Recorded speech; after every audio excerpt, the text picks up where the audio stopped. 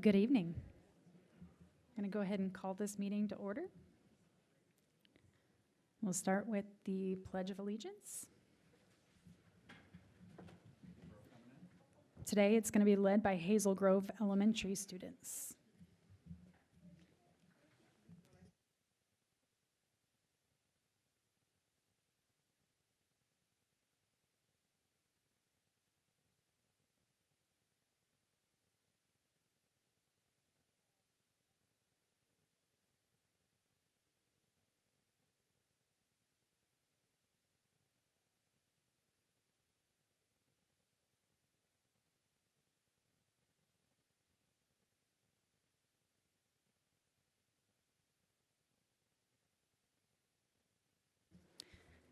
Thank you and welcome everyone to tonight's board meeting.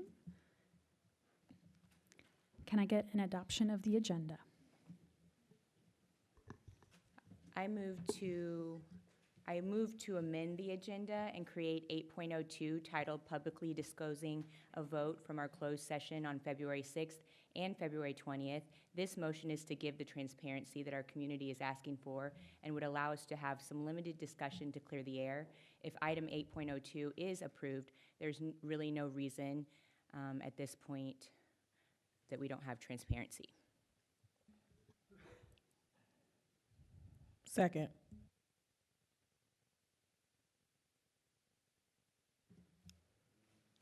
Discussion?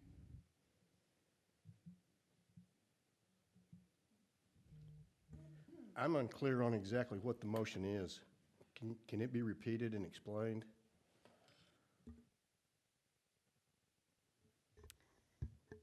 I was moving to amend the agenda to create 8.02, which would be titled Publicly Disclosing a Vote from our closed session on February 6th and 20th.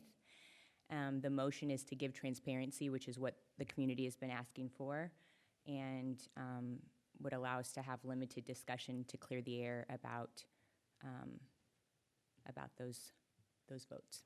Do you mind if I ask our friendly lawyer there? I don't know if that can be done as an open topic. Right.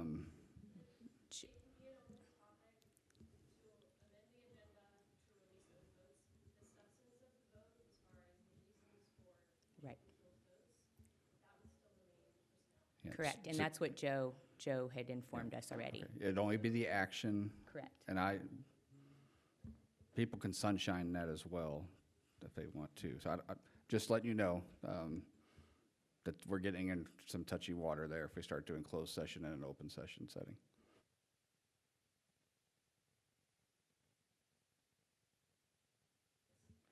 It would just be the votes. It's not there's no other discussion or no other information that's being shared. It was just the way the vote was taken, and that's what has been continuously asked.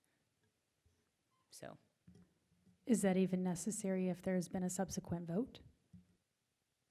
I asked, well, in my motion, I said February 6th and February 20th, and again, it's just for transparency because that's what's been asked over and over. We've gotten over 80 emails from constituents, teachers, so I feel like it's our due diligence to offer that transparency and that it's a simple vote.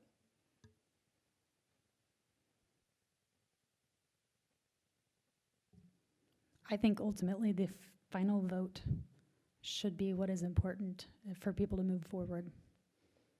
My personal opinion. I would suggest that if we're going to do this, we need to talk about it before we do the votes. If we're going to start bringing closed session material down here and talking about it in front of all these people, we need to be knowing about that before we discuss these issues. This seems to be very highly irregular to me. So we're not discussing anything. We're just sharing what the votes are. There are no discussions. We're just sharing the votes, whether it's on the 6th or the 20th. This is what people have asked for. We talk about transparency on this board all the time. So we can vote on this motion, and then we can continue to go. But that's what we're asking for. It has been first and second. I will note that there are 2 other board members that are not present at this time that cannot speak up for themselves. But we do have a quorum. There is a motion and there is a second. Is there any further discussion?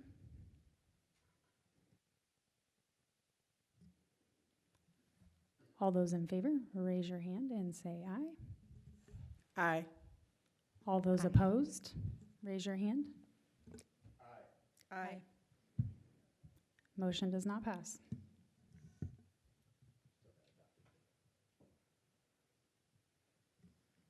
Can I have a motion to adopt the agenda?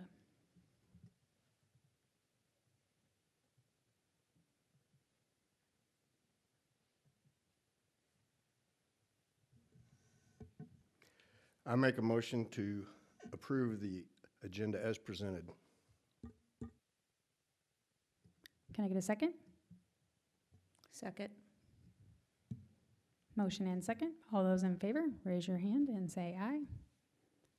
Aye. Motion passes.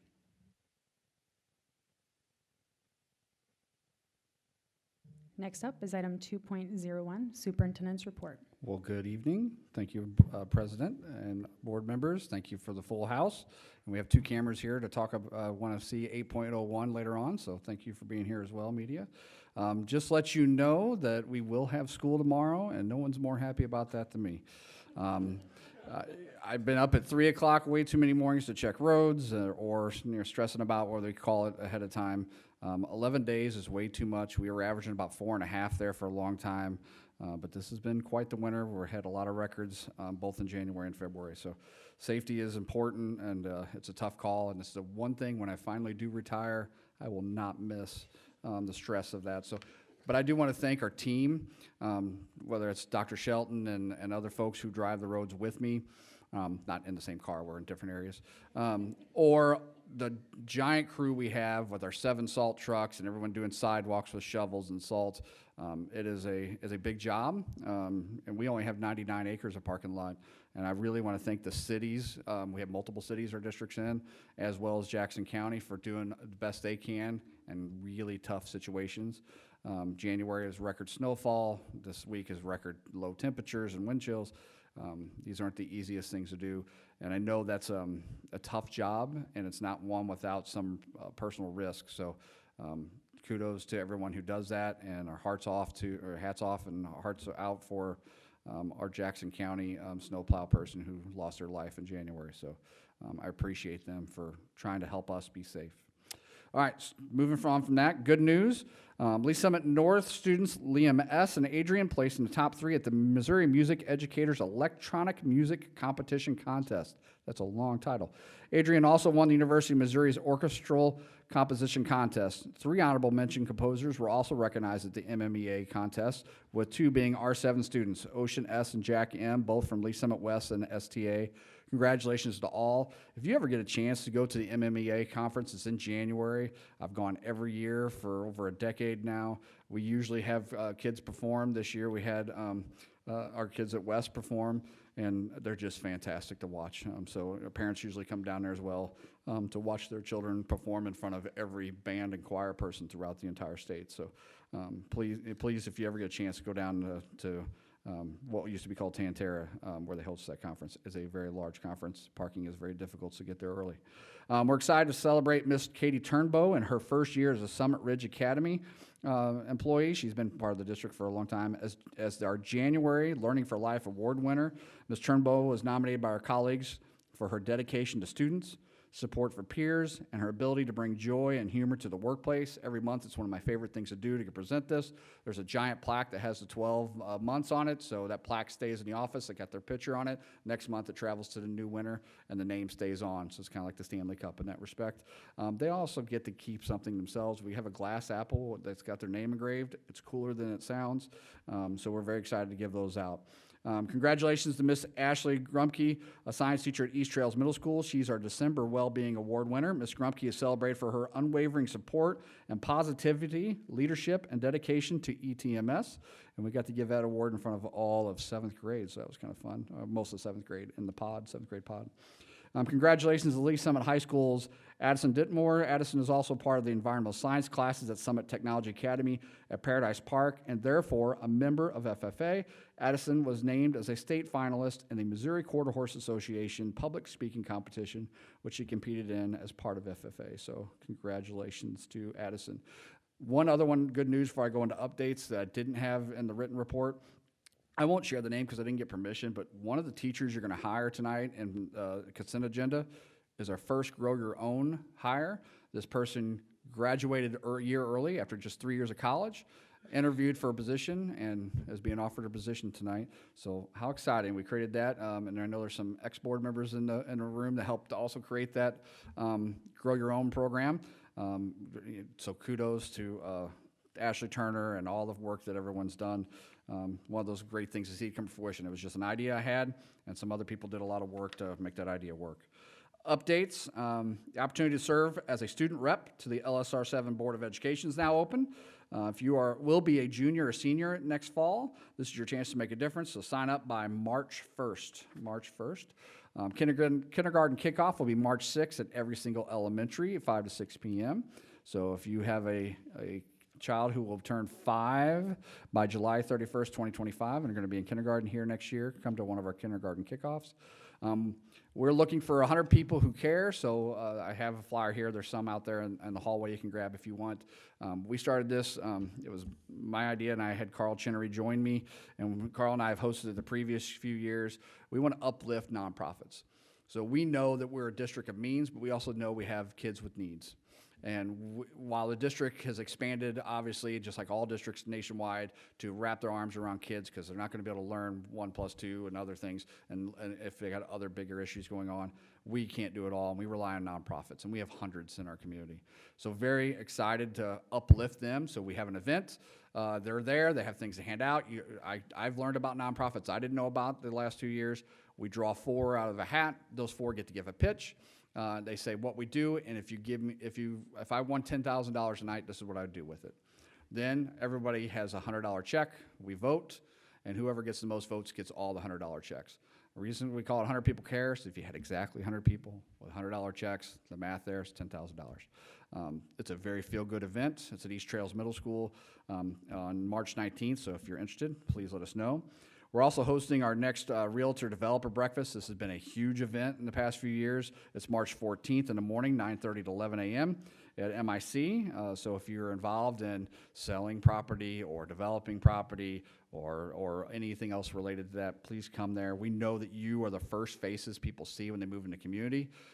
And we also know that you are oftentimes asked a lot of questions about, well, what's a school offer? Do they have soccer? Do they have orchestra? Do they have? So we want to help arm you with information and help you do your job well.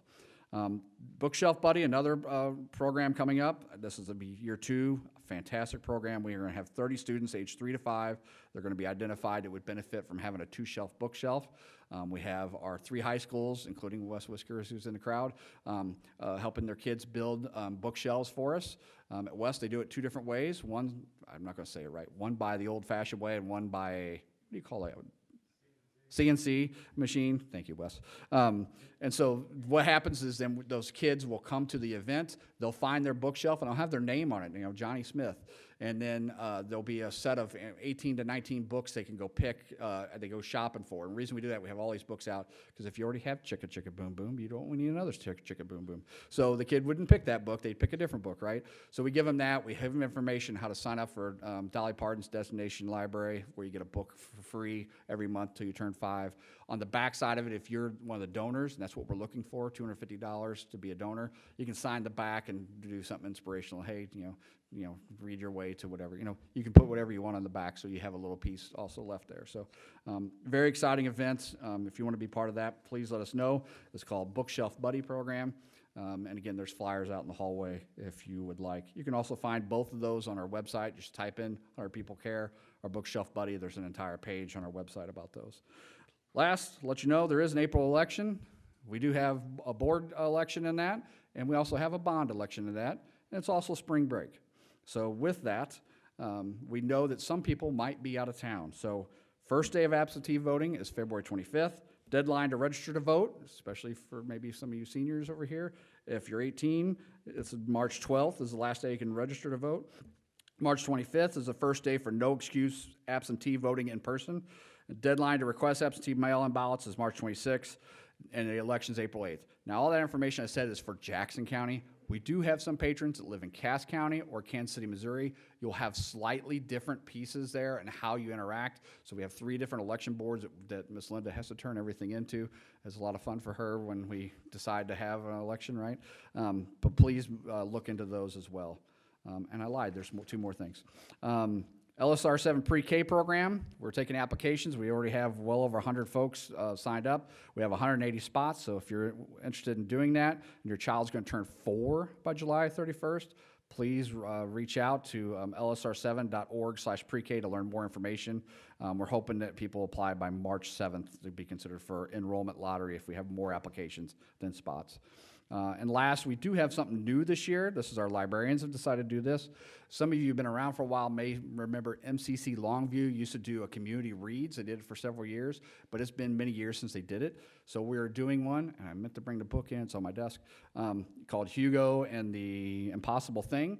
It's about a character who's trying to do something, and he asks for help from lots of folks, and people seem to think it's going to be too difficult. And then on the day that he's going to do it, they all show up, and they all help Hugo overcome these barriers that he couldn't have done on his own. He did need their help. So it's a children's book. We're going to have an event on March 25th from 6:30 to 7:30 at Lee Summit High School, hosted by a library service team. But we've also have 500, I think, of these books. You can grab some. You can have your own different reading or book clubs with it. We're just trying to encourage kids to read and community members to read and have a conversation around a book. And so, in the future, we may do something beyond a children's book, but we thought it would be wise to start with a children's book. It'd be very accessible. So thank you to our librarians who came forward with that idea and for leading that.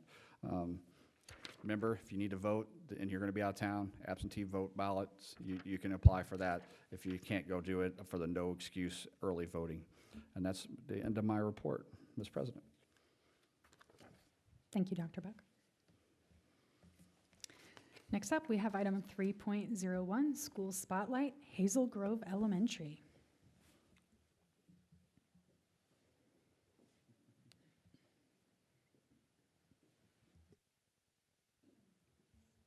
And Ms. Westcott, can you introduce yourself and who you have with you? Okay, absolutely. All right, I'm Amy Westcott. I'm the principal at Hazel Grove, and I brought some. Jed Prickett is our assistant principal, and then tonight promoting truly what our spotlight is had to do with our library program, and our librarian, Jody Fisher, came to me with an idea that she wanted to do with our building, and so I will let her speak to that. Thank you. I'm here to share about a new library program that we started this year at Hazel Grove Elementary called our One School, One Read. And a One School, One Read is basically a school-wide reading program to involve the entire school community reading a shared story together. We had one book, Malcolm at Midnight, for all of our students, all of our staff, and all of our teachers and families to read together over a 3-week period in January. The goal of this was just to promote a reading community within our building, promote literacy, involve families, get them engaged, and just have kind of a school-wide connection, fostering belonging type activity. Before we went on winter break, we kind of started teasing our program because we were going to kick it off when we came back after break. So we had these posters around the building, obviously not the book cover, but the other things there in a prominent place in the building to just promote and get kids talking and excited and curious about what was coming when we got back from break. Our reading plan involved the families reading and obviously staff, everybody reading, 2 chapters per night over the 3 weeks on Monday through Friday. We left weekends off so that they could catch up if that was necessary from the busy week. And then I did record myself reading aloud each chapter and posted those in Schoology in case they needed an audio version for various reasons, lots of reasons why somebody might want that. But each night or each day, the chapters for that day were posted for them to use as an audio if they would like. And then throughout the 3 weeks, we had basically each day of the week, we had an activity to be engaged within the building, within our morning announcements or our afternoon announcements. So on Mondays, we had Mystery Reader Monday. So one of our staff members was wearing a mask of some kind related to the book and read a chapter, and the kids could guess who they thought the mystery reader was on Mondays. Tuesdays, we had trivia, and Thursdays, so there was a trivia question asked about related to the reading for the most recent time, and they could submit guesses of what the trivia answers were. And then on Wednesdays, we had a joke related to the story, and on Fridays, we did Fun Fact Fridays. So I came up with some kind of fact related to one of the characters in the book. They were all animals, so animal facts and stuff to just kind of learn some things as we went along. We also had a poster contest, so we invited families, students to create a poster related to the story, and we had 27 of them submitted. They were on display in the library, and at our family event, all of the families and students got to vote to award some winners for the best posters. And then we did have a family night celebration. Towards the very end of our event, we had families come to Hazel Grove. We had an obstacle course in the gym related to different things that the animals went through throughout the book. We had a mask making station where they could make an animal mask related to their favorite character. We had a photo booth with props from the story. We had a reading room where they could snuggle up and read a picture book that we curated based on characters from the book. We had directed drawing station where they could learn to draw the rat, which was the main character, or the cat, which was the antagonist of the story. And then we also had the district bookmobile there that the families could come on and choose a free book to take home. And we were supposed to have a final event of the Zoomobile visiting and showcasing some animals, but that was hindered by a snow day. So we are tabling that and hopefully going to be able to work out a new schedule with the zoo to do that in our school. And so just kind of as a final, our next steps, we're just kind of reflecting and evaluating. We've had a survey for families to fill out to give us their feedback on how they thought the event went and the things they liked engaging in. And we hope to eventually do this again at Hazel Grove sometime. So thank you.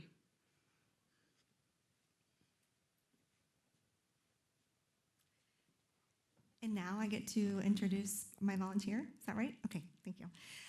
So when we were chosen as being the spotlight tonight, we also got the honor to be able to choose a volunteer that comes into our building to help support our staff and our students, really just volunteering their time and helping us to be better. So we sat and thought about, goodness, we have lots of great people, but one kind of stuck out in our mind, and so we would like to recognize Elizabeth Rowland tonight. She has been, this is my second year at Hazel Grove. This is my second year at Hazel Grove, and Liz has been there to, she comes in and works with students in the hallways, one-on-one. She single-handedly has put on our readathon the last 2 years completely by herself, which I know is a tremendous amount of work and time, and so we are very grateful for that. So thank you, Liz.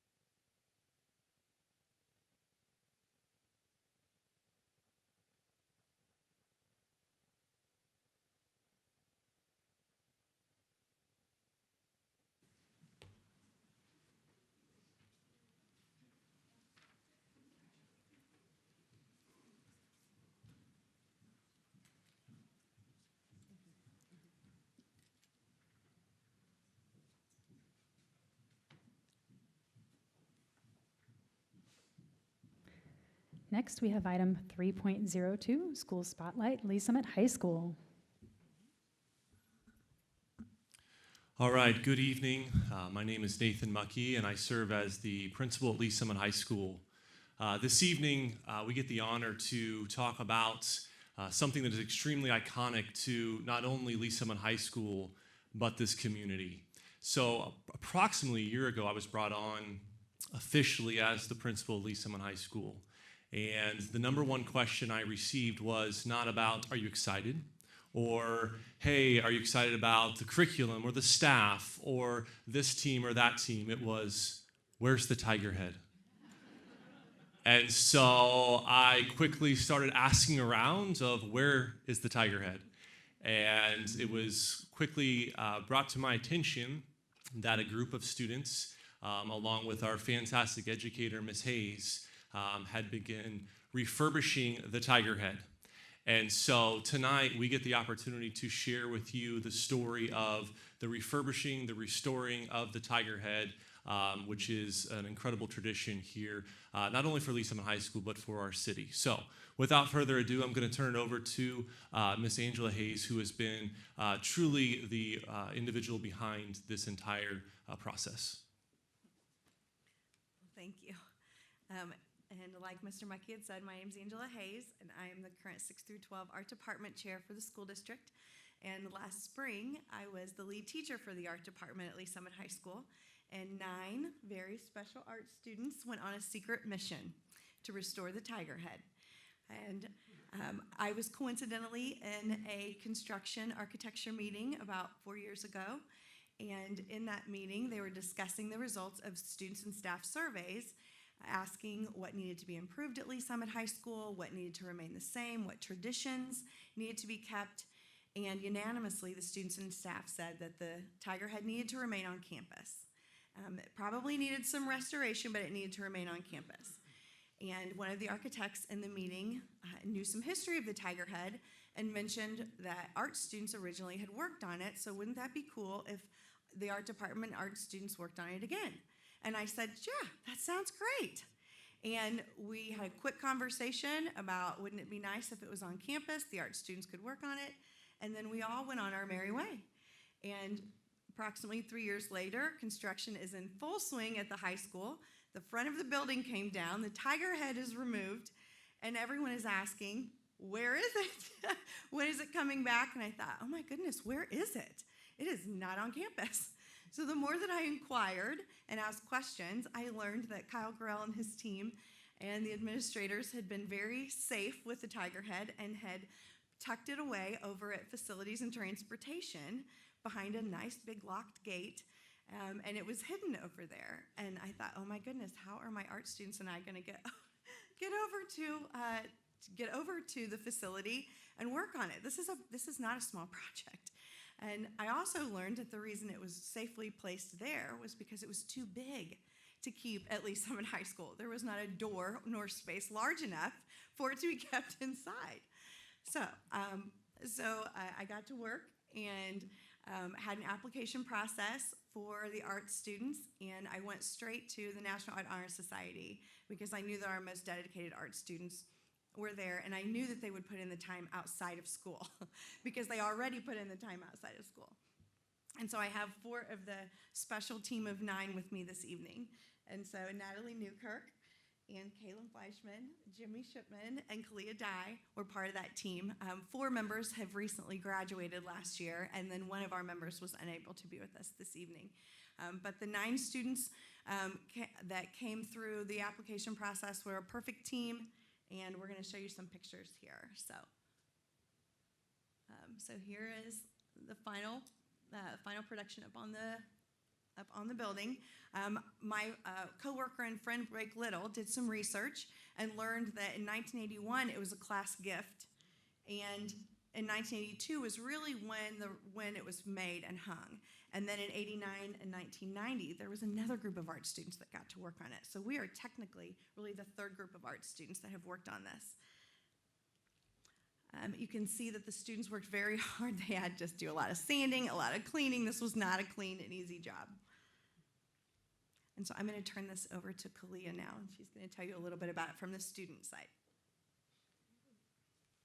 All right, as Ms. Hayes has just said, my name is Kalia Dye. I am a senior at Lee Summit High School, and I've been on and off involved in the art department for all 4 years of my high school career. Something that Mrs. Hayes referenced earlier is that there was a lot of secrecy, and that's something that I want to emphasize in my time speaking because there was a lot of it. When I filled out my application, I really didn't even know what I was filling out. I just saw a painting, and I'm like, you know what, that sounds fun. Let me go do that. So after my application was accepted, I was given a field trip permission form. I'm like, oh, location secret. That's interesting. And I think that's the moment when it really cemented in my mind that, oh, this is serious. I did not realize this before. And that kind of started my descent into this entire process of this restoration. So after filling out my form, we went on our first day, and it was a beautiful spring day. Our entire group went out, we brought our lunch, and we just got to work. We spent the entire first day just sanding down. As you saw, extreme dirtiness, sanding it down, and I learned very quickly on that first day that if I was going to continue doing this, I would not wear clothes that I cared about because I have some I have some stains on things that I am not happy that are there to this day. But after learning that, we just immediately delved into the process. Over the course of several months, we went on several trips to the bus station. We all sat and we talked and we worked extremely hard to sand down, repaint, and then varnish the tiger head itself. And it was just a process that was a labor of love. And throughout the duration of time I spent working on it, I realized the sheer importance of this to our community. Like with what Mr. Mucky said in the beginning, the first question he got asked is, where is the tiger head? And although I was sworn to secrecy during my process, the amount of people that came up to me afterwards, oh my God, you worked on the tiger head? And left me for shocked because I never realized how important it was.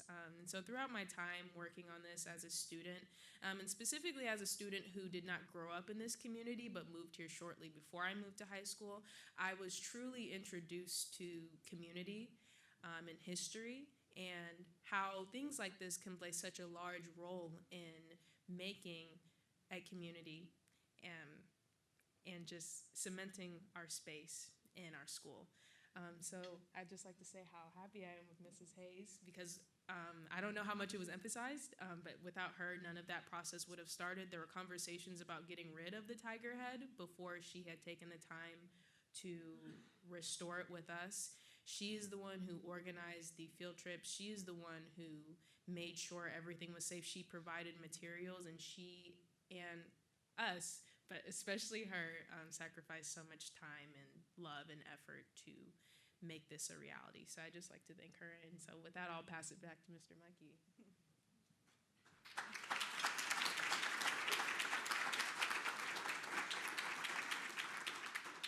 To ensure that we never forget the individuals that worked so hard to bring this back to not only Lee Summit High School, but to our community. During our court-warming game this previous Friday, our last day of school, we presented our students and Ms. Hayes with this. This will hang under the tiger head. We will have this officially put up, and it'll be there forever. So we're really, really, really excited about this, and we know that it'll be in our community forever now. So.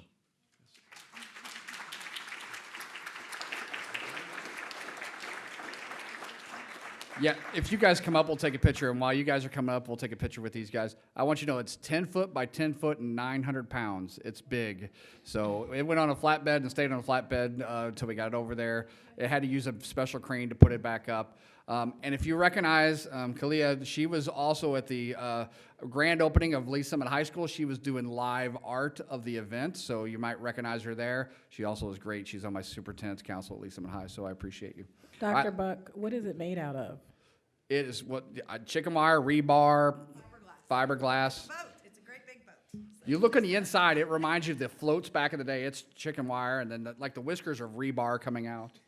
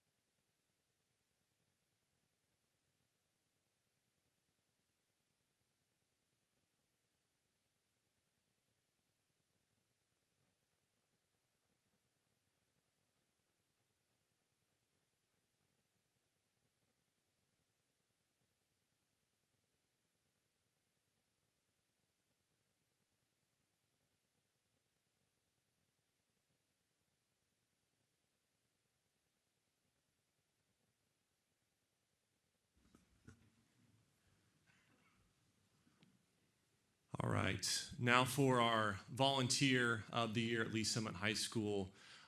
It's a great honor tonight to represent this individual. Every high school needs individuals like this person, an individual that has dedicated time, has dedicated monetary value, who continues to come in and day out to ensure that our community has the needs that they meet. And so it is a great honor tonight to give the Volunteer of the Year award to Jason Pryor. Jason, come on up.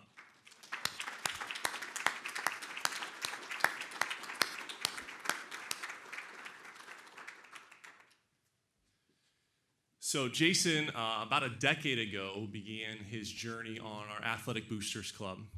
And anyone in here that's been a part of an Athletic Boosters Club knows that it is at times a thankless job. And he continues to be on the Athletic Booster Club, not only on it, but he is now the president. He's been the president for numerous years. Every time I'm doing a supervision, Jason's there running the concession stand. And so can't thank him enough for the time and effort that he continues to put in for our students at Lee Summit High School. So thank you so much.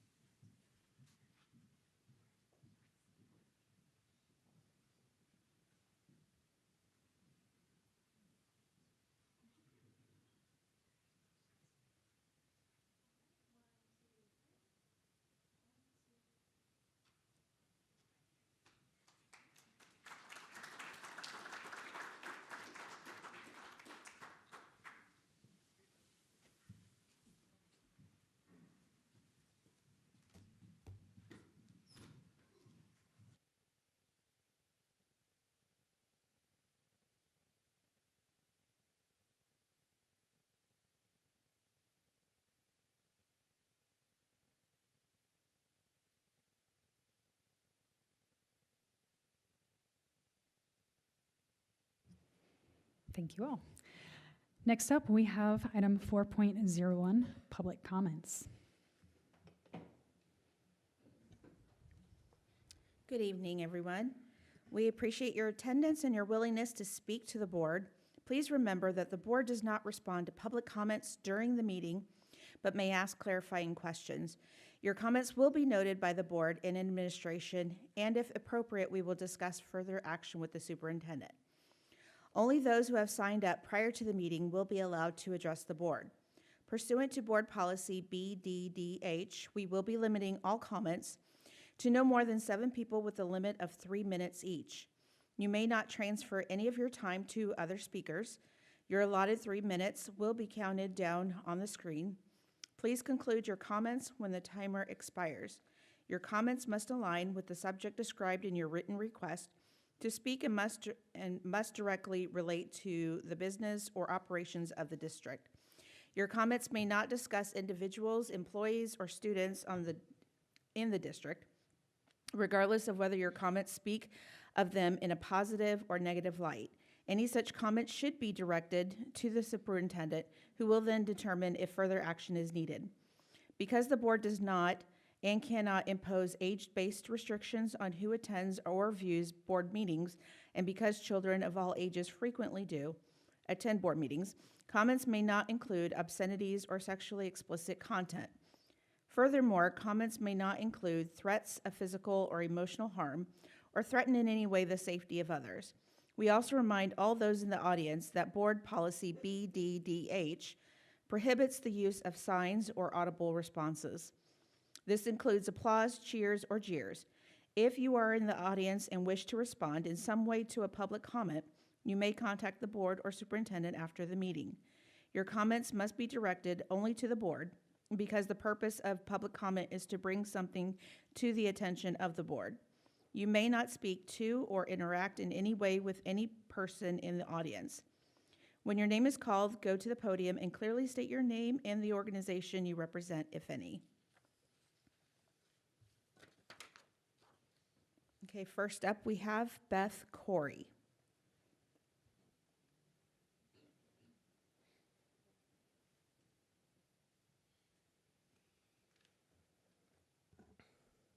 Hi, Beth Corey. I'm an alum and current district parent. The mission of the school district is to prepare each student for success in life, and data shows we're doing a good job. Some quotes.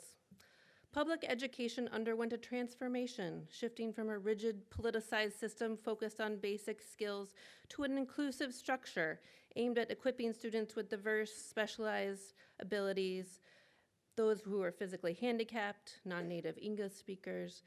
Does this sound like DEI? No, actually, this was an overview of school reform at the turn of the century. The civil rights movement helped publicize the inequities of segregation. By the 1970s, Southern districts were integrated. Sound like DEI? Whatever you did for one of the least of these, my brothers and sisters, you did for me. Sound like DEI? Individuals here openly mock DEI, maybe to pander to their base or just parrot rhetoric of the current administration, but can you imagine if you were a student who was neurodiverse, a student who represented a different culture, a student who was homeless, from a family of immigrants, or a student with a disability, and hear school leaders mocking the idea that they belong and deserve an environment that accepted difference? The mission is to prepare each student for success for life. Committed professional staff are seldom here for immediate praise. They are here to ensure excellence 50 years from now. The bond issue, nutrition services going to Jeff City, belonging and inclusion work for whomever comes into the school, just like the reforms at the turn of the century advanced education that you and I vastly benefited from. I must ask every board member and board member candidate, are you ready to build on a successful district foundation instead of dismantling it because it's the rhetoric of the time? Are you ready to plant seeds of distrust, hate, and blame? Or are you ready to do what we ask our children to do? Understand, listen, and model respect. I would implore you not to be drawn in by the whims of the current divisive, politically charged, angry culture we live in, because that is not what we are building a strong LSR7 on. Great gains and evolution of public education, if taken out of context, sound just like DEI, even if you want to put that term in a box and kick it around. At the end of the day, people won't remember what you said or what they did. They will remember how you made them feel. How would students and staff feel after hearing what you say to voters? Thank you.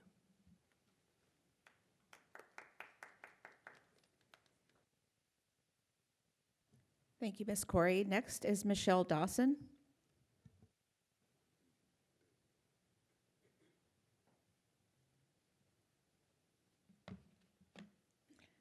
Hi, my name is Michelle Dawson, and I'm a parent of 2 LSR7 students. See if I can get this to work. I'm here to comment on last month's 4-3 vote against an April election measure to roll back or waive Proposition C. Both the district administration and the Citizens Advisory Committee recommended that the board ask the voters for a full waiver in order to improve staff salaries after studying Proposition C and the financial needs of the district. Voting no discounted the research and data upon which this proposal was based and the voices of the community represented in the CAC. Board members also deprived voters of their voice in the decision by voting no. Board members who voted no stated that voters may get confused if the bond issue and the Prop C waiver are on the same ballot and may vote no on the bond issue. First, this assumes that the majority of voters will vote no for Prop C. Secondly, this underestimates both the district's communication team, who will be educating the public on these measures, and the ability of voters to learn the difference. Although board members discussed the possibility of moving the election to August, they decided not to do so. One board member suggested that future elected board members could undo what the sitting board decides. A majority of this board will still be board members after the election. So if the board votes unanimously to put Prop C waiver on the August ballot, 1 or 2 new board members could not undo it. There is no reason not to act and eliminate uncertainty for the district. Board members also argued that there is insufficient evidence that the district needs additional tax funding to pay its staff. It was stated at last month's meeting that this has been researched, reviewed, proposed, and revisited more than once over the past several years because ongoing funding will be needed to address salary disparities for a number of staff roles in the district, including assistant principals, paraprofessionals, substitute teachers, and several others. A board member suggested that a board work session is needed to get deeper into the salary issue and how it will be solved. I'm not clear on how this work session would differ from the work already being done by Team Lee's Summit. If there is additional data that the board needs to understand the recommendation, they should request it rather than stop or delay the election. As a voter, I am disappointed that I will not have the opportunity to cast my vote for the waiver rollback in April, and that this rollback now has no possibility of being in place before the 2025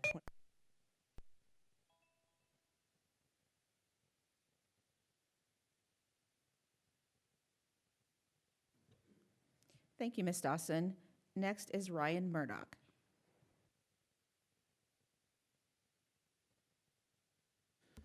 Good evening, board. First, the cutting of the mic, right, is at 3 minutes. That's exciting. How about that? First, I just wanted to say thank you for giving me some time to speak to you tonight. I'm a little bit old school without a phone. I actually typed something out, and those of you who know me know that took a lot for me to actually take some time to type something out. I wanted to let you know tonight that I do love our district. I spent 2 terms serving on this board, and we went through some incredibly tough times. Superintendent changes, boundary changes twice. We ended up, of course, with the pandemic. It wasn't easy, and at times we received a lot of negative feedback. But never in my 6 years on the school board did I see or have I seen the staff and so many community members as disappointed, frustrated, confused, and angry as I have over the last month and a half. And I've gotten plenty of messages to that effect. There's multiple reasons why, but I'm here to ask you as board members, because it is your role, after overseeing the superintendent, putting together the budget, and putting goals for our district, to advocate for our district, to defend public education no matter what, and to defend our schools no matter what, to defend our staff no matter what. So I would ask you, how do you do that? How do you show everyone that you are for our district? When someone tells you that our district is failing, you correct them. You do not let that stand. You have plenty of data points to be able to point to show that our district is a success. Plenty. And if you need examples, feel free to ask, because I've got a long list of them that we don't have time to get to tonight. When someone starts misleading rumors about a building, you defend the building. You shut it down. You have the pulpit to do that, and you should. When legislation is brought forward in Jefferson City that's detrimental to LSR7 or public education in Missouri, you write your legislators. You call them. You ask the constituents to call them, to write them, because it's not beneficial for us. When students who require accommodations are attacked in a lawsuit, you don't try to tell us what the intent of the lawsuit is. You read it, and then you go and you call our Attorney General, and you tell them that that is inappropriate and wrong. When someone says that teachers just need to teach, you tell them they're doing it every single day through some of the worst environment that they've ever had to try to accomplish it in. It's amazing that we can't get people to back the staff. It's time. It's your job, and I'm asking you to do it. Thanks.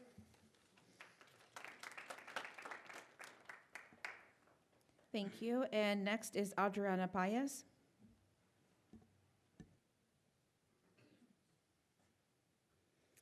Good evening. My name is Adriana Paez. I'm a mother of 2 students in the district. Public education is under attack, and I just want to remind us all, everyone in this room, that we, the wonderfully diverse people of the LSR7 community, are the ones responsible for holding this Board of Education accountable. for meeting the needs of the district and serving first and foremost every single one of our students. And we must remember that we, the beautiful and talented people of the LSR7 community, have the power of the vote. I'm sure there are some who have yet to fully recover from the last one, but another election is just around the corner. So we all better double check our voter registration or register for the first time before March 12th, and make sure all of our LSR7 friends and family members do the same. Because on April 8th, or several weeks before, if we're voting absentee, because as Dr. Buck stated, our election day is happening during the week of spring break again, and we might want to vote before that. But April 8th is the last opportunity. And in doing so, we can put the power back in the hands of human decency and elect 2 new board members whose names are Michelle Dawson and Nikki Nickens, who I believe will actually uphold their commitment to serving all students and staff members of this great district. Because I want a board that understands the importance of policies and practices that make it possible for all students to succeed and to feel safe and to feel like they belong in their schools. So we cannot stay silent when a majority of the members of the school board continue to make it clear that they do not care about all students. Because if they did, they wouldn't be celebrating the racist and cowardly rollback of diversity, equity, and inclusion policies and programs and trainings that make success for all possible. They wouldn't be members of hate-filled, bigoted groups making bigoted and racist statements to and about members of our community. You can't hold hate-filled, racist, and bigoted views and still serve all students well, which is why we, the fabulous people of the LSR7 community, must choose what's best for all students on April 8th.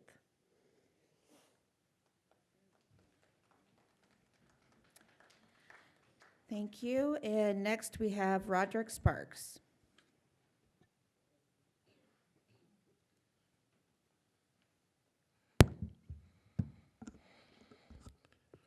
Good evening, President Foley, Vice President Eslick in her absence, and to the rest of the board.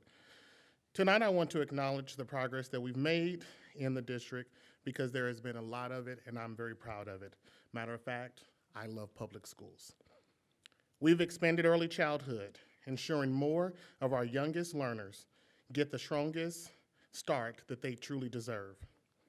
We've approved new academic SMART goals to drive student achievement. We've created student representatives so that the very people that's impacted by the decisions that are made have a voice at the table. Dinner with the board opened doors to the community to foster conversations that truly matter. And our district was ranked #1 APR across Jackson and Cass County. Has not happened, that hasn't even happened in the last 30 years. Proof that our educators and our students continue to excel. We've even completed communication and accessibility audits, taking real steps towards making information clearer and spaces more inclusive. But with all of that progress, this past year has been heartbreaking. Instead of focusing on education, we have seen conversations about book banning, undermining expertise of our media specialists and librarians. We've watched as Prop C, a helping solution to increase staff salaries, has been kicked down the road or even, matter of fact, ignored. We've talked about student voice, but instead of expanding opportunities for our students, we are even stalled or maybe even a setback. You probably should talk to the students. Listen, instead of transparency that all of us ran on, instead of that, and now we even have attacks on the superintendent, despite all of the progress that has been made and that the board has championed. I stand before you not in conflict, but to correct. We must do better. The same transparency and accountability that many of you campaigned on to uphold the responsibilities to advocate for students, teachers, and staff does not end when the election is over. You are elected to support students, teachers, and staff. Let me say that again. You are elected to support every single student, every staff person, and also this community. You are elected to uphold the means of leading with integrity and not politics. I still believe in what this district can be, but belief alone isn't enough. It is time for action. Let's refocus on what truly matters, our student, our staff, and our future. Thank you.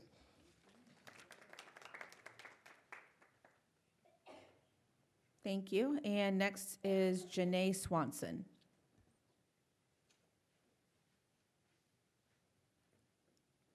Good evening, members of Lee Summit School Board. My name is Janae Swanson. I am here as a concerned parent, community member, and advocate for equity in education. Diversity, equity, and inclusion are more than just words. They are principles that shape the learning experiences and outcomes of every student in our district. Diversity ensures that all backgrounds, identities, and perspectives are recognized. Equity guarantees that each student receives the resources they need to succeed. Inclusion fosters a sense of belonging where all students feel valued and respected. In today's political climate, DEI efforts are under attack. But let's be clear. Equity in education is not a political issue. It's a moral and educational imperative. We are looking to this board to uphold its commitments to equity by ensuring that policies, curriculum, and resources reflect the diverse needs of our students. This means addressing disparities in academic opportunities, hiring and retaining diverse educators, fostering culturally responsive teaching, and ensuring that every student, regardless of race, ability, gender, or socioeconomic status, has access to a supportive and affirming school environment. We cannot allow equity to become a buzzword with no action behind it. This district has made commitments to diversity.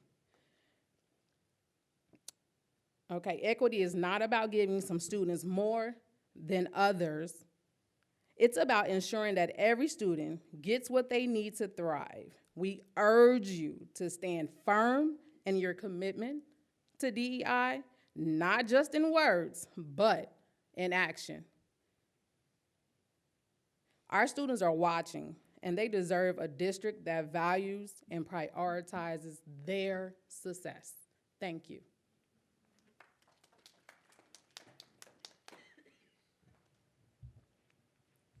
Thank you. And then Patrick Nurse was our last speaker to sign up, and as of February 20th, he is unable to attend.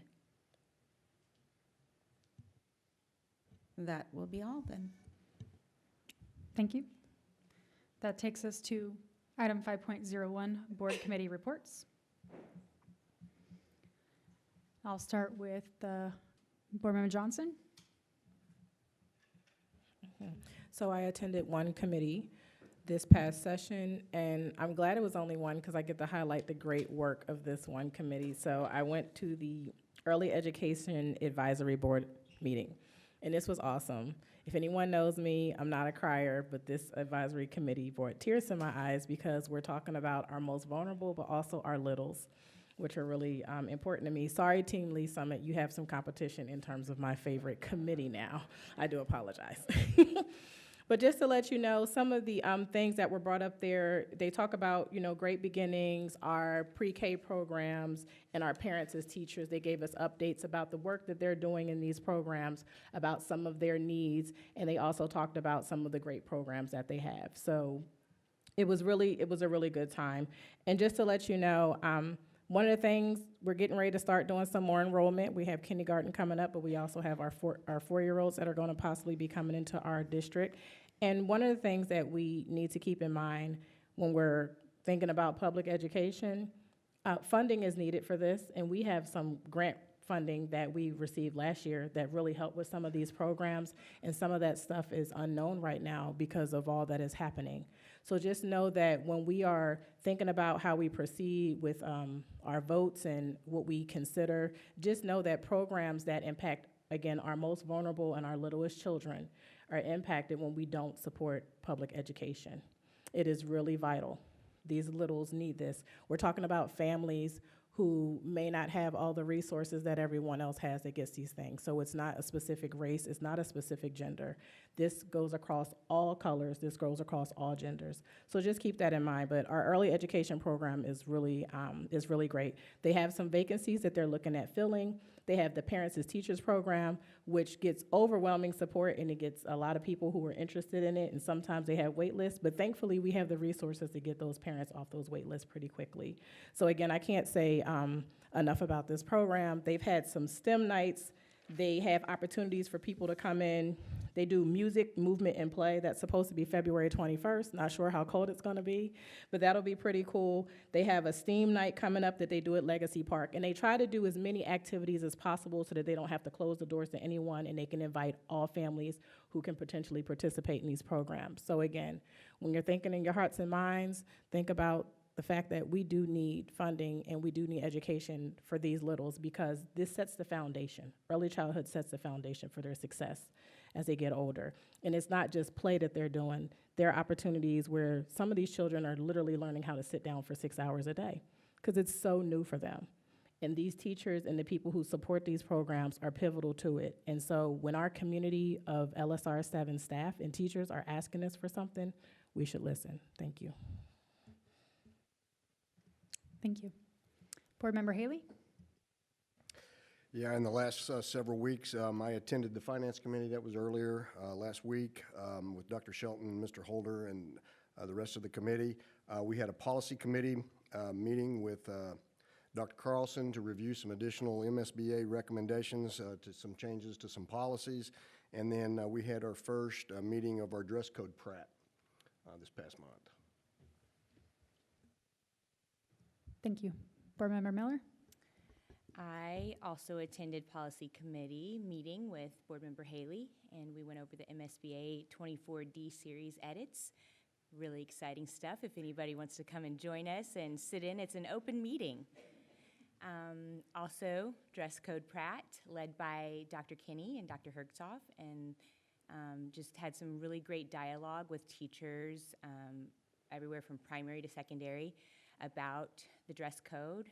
And I think it got me thinking, actually, Katie mentioned this in our work session today, our CSIP goal number 4, meaningful engagement. I think that these opportunities allow us to have meaningful engagement.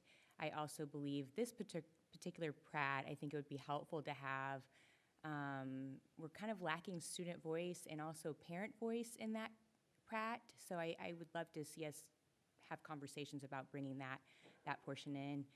I dropped in on the Early Education Advisory Board, and as Dr. Johnson mentioned, they are doing incredible work for our littlest learners, so it's beautiful.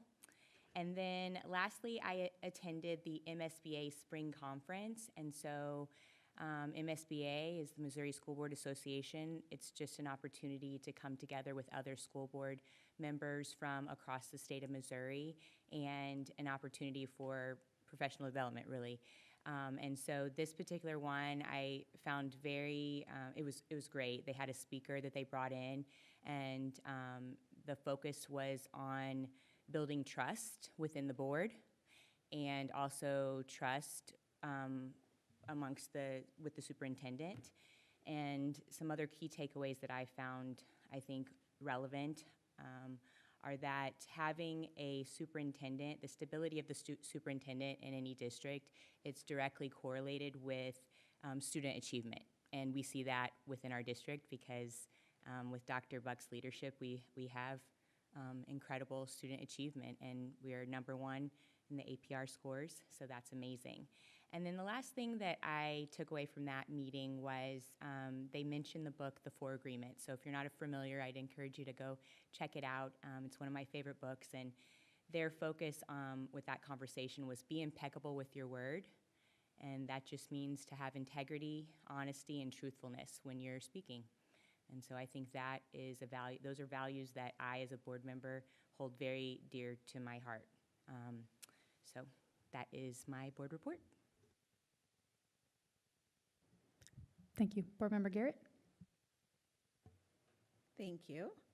I also attended the spring MSBA conference, and once again, yes, talking about trust, which was really kind of something unusual and given in today's times.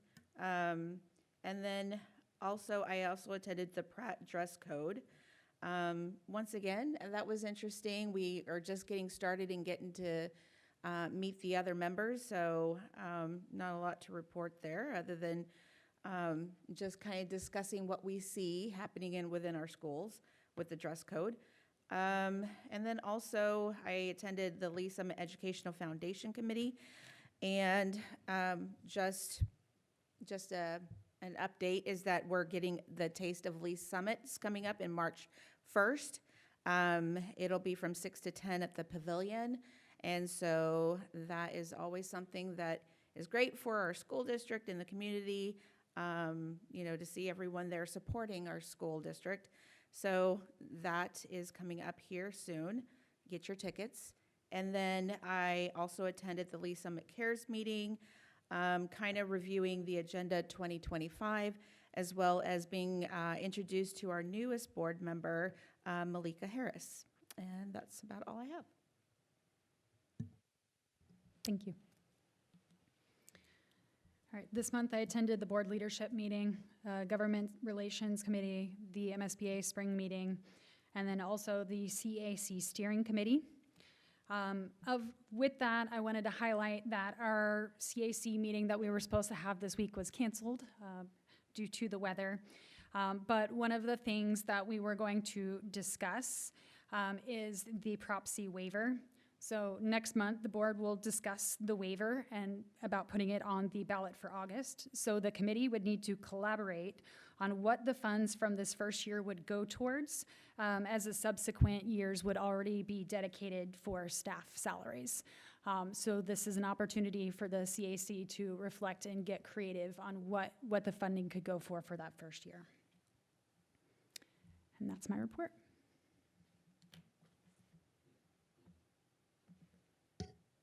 Next up, we have item 6.01. Can I get a motion?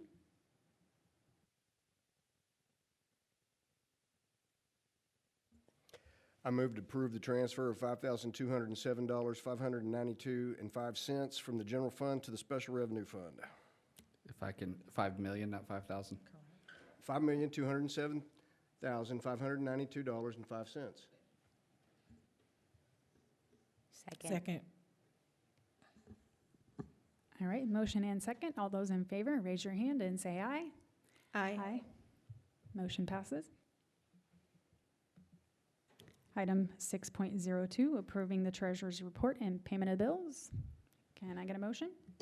I move to approve the treasurer's report and the payment of the bills. Second.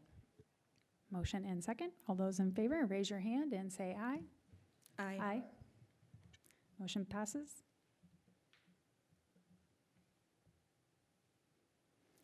Next, we have section 7, the consent agenda, items 7.01 through 7.13.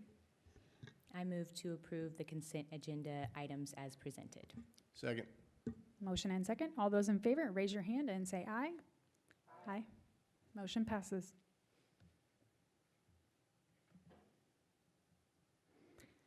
Next up, we have item 8.01, school calendar 2024-25 revisited. Hot topic, right? So we've had 11 days of no in-person when we had a plan to be in person. Desi threw us a curveball in December and told us that, hey, you could use 6 AMI days. It doesn't have to match your hours of a regular day. So our quickest day when you look at instructional times, high school, it's 6.5 hours a day because they have passing periods. You can't count those. Where we get elementary, have 6.7 hours usually at the elementary level of instruction every day because they don't have a passing period every 50 minutes. With that, we at 6.5 then would be what we use. We could only do 5 AMI. So that's what you've been approving on calendars for years as a Board of Education. So December, Desi put out some vague talk about you could have 6. It really wasn't very clear. Some districts interpret it like, man, I think you're saying 6. So they went ahead and did a 6. Then in January, I contacted Desi, and sure enough, they said, yeah, we decided to give you some more flexibility. You could do 6 days at 6 hours a day on AMI, even though your regular day might be longer. So that's why this Wednesday we had our 6th AMI. So that's the first part of this motion that you see that Dr. Carlson put together for me. Thank you, Dr. Carlson. He also put together the background information you see here. The second part of that, and that, by the way, is a change in board policy, GCBDA and GDBDA. And we're requesting it just for this year, but then work through the normal policy process to allow us to have 6 in future years. If we do that change permanently, and that's not for this meeting, then we'd also have to re-adopt next year's calendar to make it 6, because you adopted a calendar that said 5. With that, we also have, for the first time since last decade, a chance to forgive some hours. With AMI, it's been really hard to get to the point where there's a formula that you get some hours forgiven. So we have built in, I'll pick the high school again, 25.82 hours in addition to the required 1,044 that can be used for makeup, and then we can tack on days at the end. You have to make up the first 36 hours. I know I'm kind of getting nerdy with stats here. And then you have to make up 24 of the next 48 hours, 1 for 2. And then after that, you don't have to make anything up. However, Senate Bill 727 put a 169-day carrot for everybody, saying we want everyone to have a 169-day, and if you do that, you're going to get a 1% bonus next year, and in the future, you're going to get 2% bonus. For us, 1%, that's $650,000. I'm rounding that off, but $650,000. Nathan, am I saying that right? All right.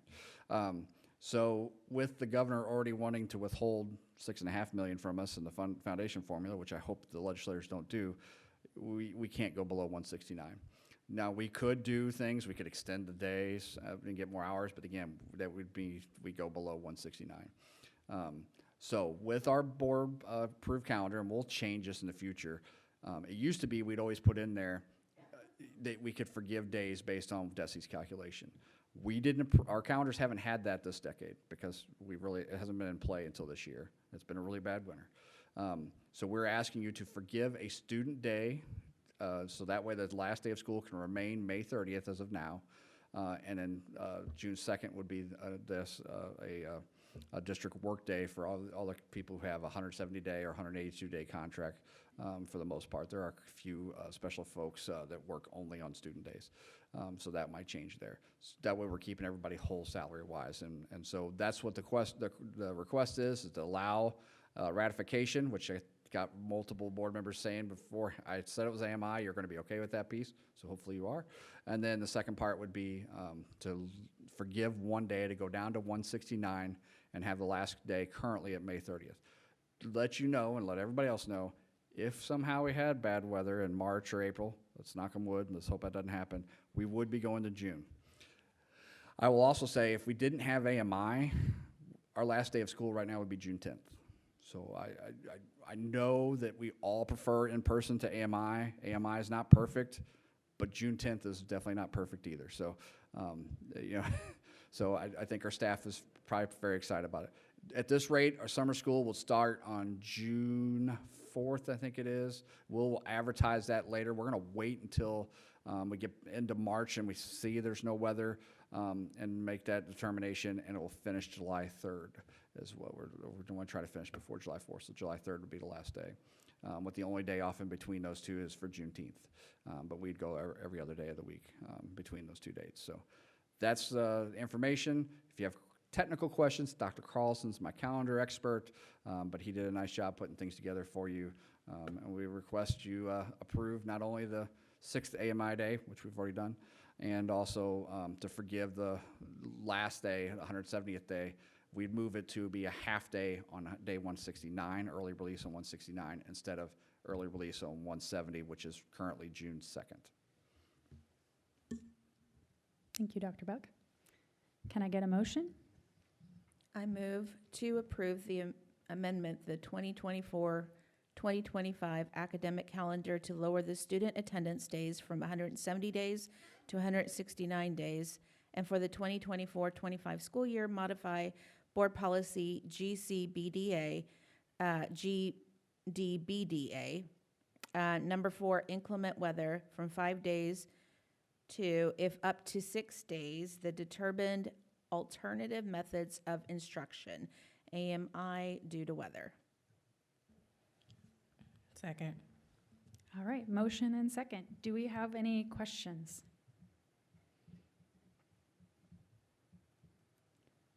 Okay, all those in favor, raise your hand and say aye. Aye. Aye. Motion passes.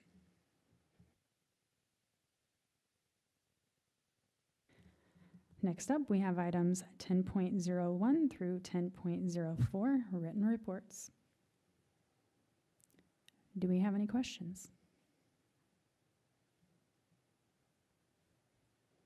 Okay. With that, this meeting is adjourned. Thank you very much, everyone.